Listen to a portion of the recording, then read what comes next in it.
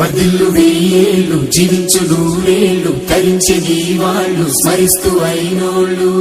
నేల తల్లి గొంతు ఎత్తి పల్లెలన్నీ పల్లవించి తెలిపినాయి నీకు విషయం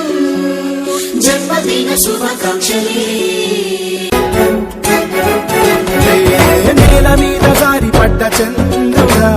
మళ్ళీ జన్మ ఎత్తిన మహాత్ముడా నేల మీద జారి పడ్డ చంద్రుడా మళ్ళీ జన్మ ఎత్తిన మహాత్ముడా వర్ధిల్లు వెయ్యేళ్ళు జీవించు నూరేళ్ళు తరించి వాళ్ళు స్మరిస్తూ అయినోళ్ళు